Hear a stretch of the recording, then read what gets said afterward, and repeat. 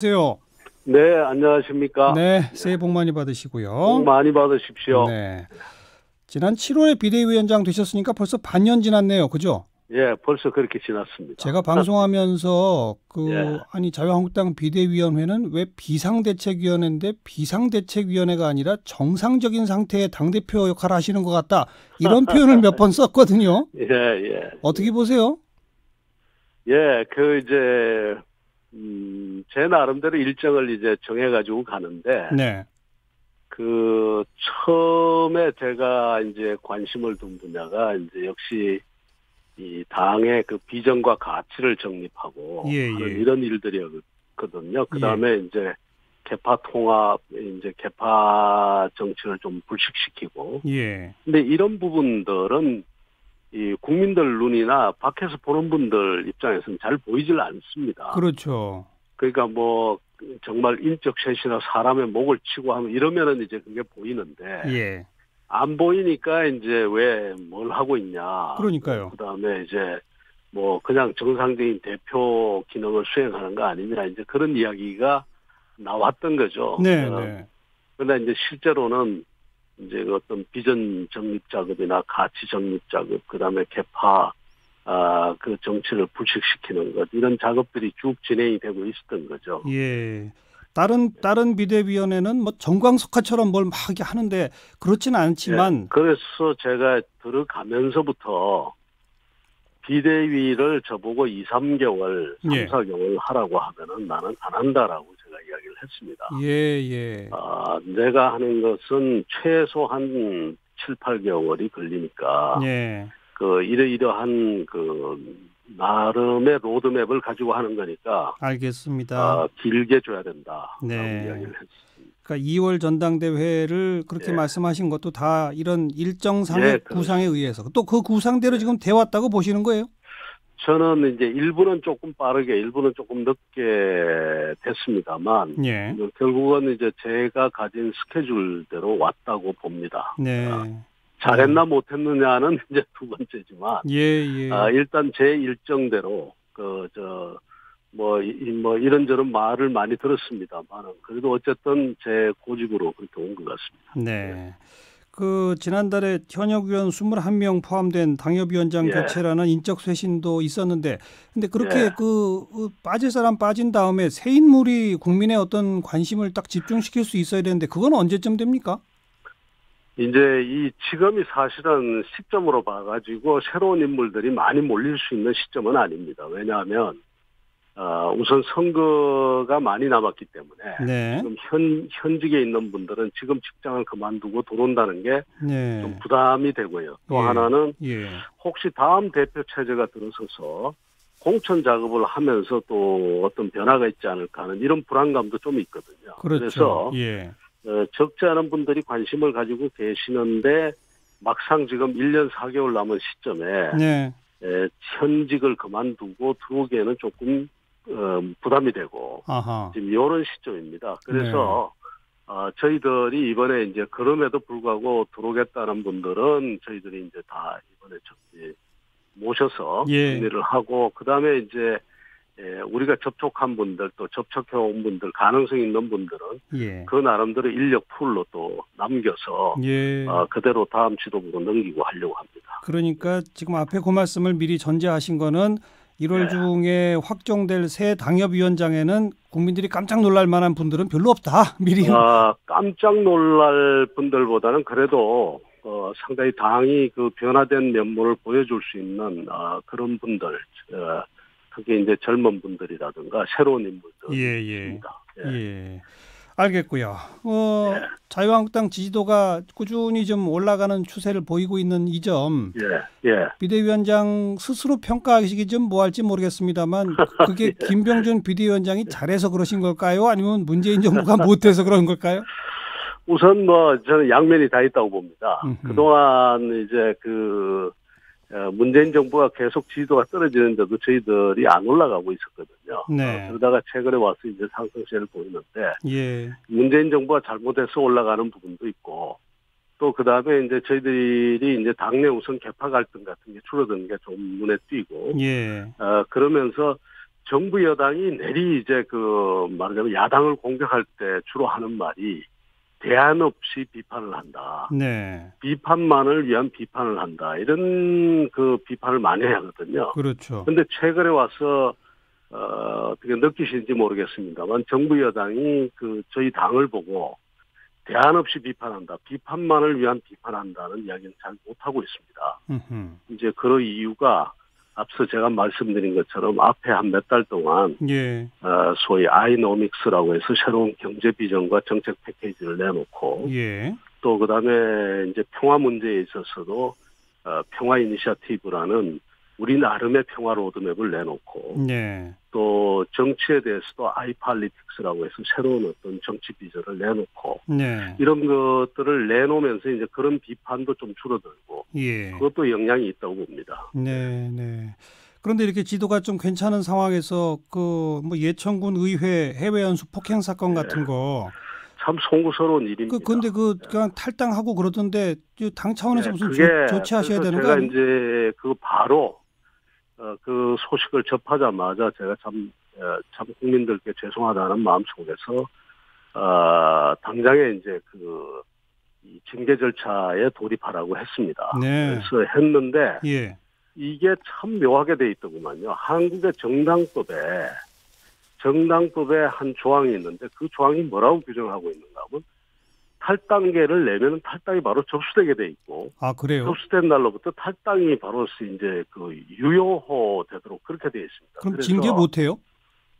그래서 지금 그럼에도 불구하고 그 법의 취지가 과연 어떤 의미인지 또 그다음에 만일에 정당법이 지금 현재 그런 문제를 안고 있다면 법 개정 추진까지를 포함해서 예. 그것을 준비하고 알겠습니다. 그다음에 실제 상황이 어떻게 일어났는지를 지금 아주 정확하게 진상 파악을 하라고 조사해 놓고 있습니다. 지시해 놓고 있습니다. 네. 바른미래당에서 자유한국당으로 돌아오시는 분들 상당히 늘어나고 있는데 전당대회 앞두고 더 늘어날까요? 어떻게 보세요? 지금 이번에 이제 당협위원장 공모를 하면서 꽤 많이 이제 그런 현상이 있고요. 그래서 앞으로 꼭 전당대회가 아니라 전당대회 전후뿐만 아니라 앞으로 계속 늘어날 수도 있다고 저는 보고 있습니다. 네. 결과적으로 보수 대통합 되는 겁니까? 그렇지는 않을 겁니다. 통합의 의미가 뭔가 하면은 한 정당에 모두 다 넣는 것 같으면 그건 어렵고요. 예. 그게 아니라 소위 자유민주주의 체제나 또 아니면 자유시장 경제라는 그 가치를 확장하고 또 지키기 위해서 연대를 하는 것은 저는 그것은 앞으로 계속 강화될 거라고 봅니다. 예. 왜 자유한국당이 KBS 수신료 거부하는 KBS 수신료 거부 챌린지 운동하고 있잖아요. 예. 여기에 김병준 위원장이 동참하시고 그 다음번 순서로 바른미래당의 이현주 의원을 딱 찍으셨던데. 예. 그건 노골적으로 오라는 얘기 아닙니까? 우선 우리가 이제 거부보다는 사실은 분리징수를 지금 주장하고 있고요. 그게 이제 거부하기 위해서라도 분리징수를 해야 되는 그런 입장이고. 그 운동을 함에 있어서 그러니까 당 안에서만 돌 게 아니라 다른 당에 계신 분도 좀 동참해 주시고 또 그다음에 밖에 사회단체에 있는 분들 동참해 달라는 의미에서 그런 뜻이다. 우리 당내에 한 분, 다른 당에 계신 분 한 분, 또 그다음에 밖에서 사회활동 하시는 분 한 분, 이렇게 세 분을 모신 겁니다. 근데 다른 당에 있는 분들 많은데 유독 왜 이현주 의원을 꼭 찍으셨어요? 이현주 의원하고는 사실은 이런 우리 정치가 어떻게 가야 되느냐 이런 방향에 대해서 그동안 여러 차례 이야기도 하고 또 공감하는 부분이 많고 그렇습니다. 우리가 같이 가고 안 가고를 떠나서 알겠습니다. 생각을 많이 하고 있어서 그렇습니다. 전당대회에 혹시 출마하시나요? 제가 많이 듣는 질문인데 사실은 개인적으로는 이제 쉬고 싶습니다. 안 나가신다? 지금 안 나가는 게 저는 답이라고 생각하고 있습니다. 네. 다음 대표는 어떤 분이 되시는 게 좋을 것 같아요? 그래서 굉장히 이제 소위 해야 될 일이 많습니다. 통합도 해야 되고 또 한편으로는 개혁과 혁신 이걸 계속 해 나가야 되거든요. 그래서 정말 한 사람에게 한두 사람이 이렇게 다 할 수 있을까 할 정도로 네. 막중한 업무가 부과된다고 생각합니다. 그러면서 또 선거도 대비해야 되고 예. 뭐 완벽한 분이 있겠습니까만 어쨌든 해야 될 일은 많은 상황입니다. 네. 황교안 전 총리 출마하실까요? 그쪽에 한번 물어보시죠. 황 총리께 한번 물어보시는 게 좋을 것 같습니다. 무슨 교감은 없으셨습니까? 오래전에 한 번 뵙고, 그 다음에 뭐 어떤 행사에서 한두 번 뵙고, 예. 뭐 깊은 이야기는 못 나눴습니다. 네, 네. 그 지금 문자로 3205번 쓰시는 분께서 5.18 진상규명위원 논란, 지만원 씨 예. 사태 혹시 예. 지만원 씨 추천하실 건지요라고 물어봤네요. 이거는 이제 사실은 이제 원내에서 의원들 간의 협의를 통해서 하는 게 돼서 제가 뭐라고 이야기를 하기가 힘듭니다만, 네. 그러나 어쨌든 제가 할 수 있는 일은 빨리 이 논란을 매듭지어라. 네. 좀 빨리 결정을 해라. 뭐 이렇게는 이야기하고 있습니다. 그러니까 지만원 씨로 결정돼도 괜찮은 겁니까? 제가 말씀입니까? 아니면 김병준 위원장 보시기에 제가 보기에요. 예. 어쨌든 저는 그렇게 말하자면 이게 뭐 밖에서 상당한 무리가 이제 이런저런 논란의 여지 무리다라고 하는 이야기가 있지 않을까 걱정을 하고 있습니다. 네. 이번에 청와대 인사에 대해서 한마디로 뭐라고 평가하시겠어요? 청와대 인사가 사실 인사보다도 일을 먼저 정리해 줬었으면 했습니다. 어떤 일이요?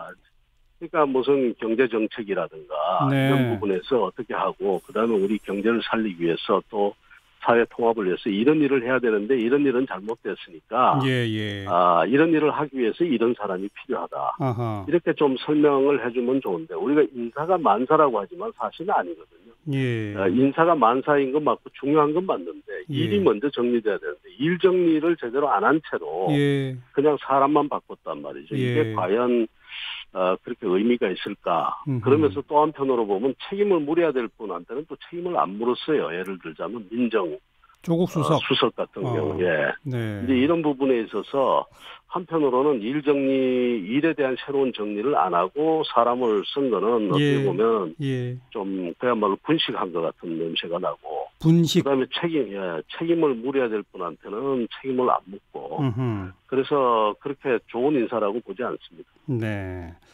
마지막 질문이 될 텐데 우리 전국에 수고하시는 소방직 공무원분들을 국가직으로 전환시키는 논제 있지 않습니까?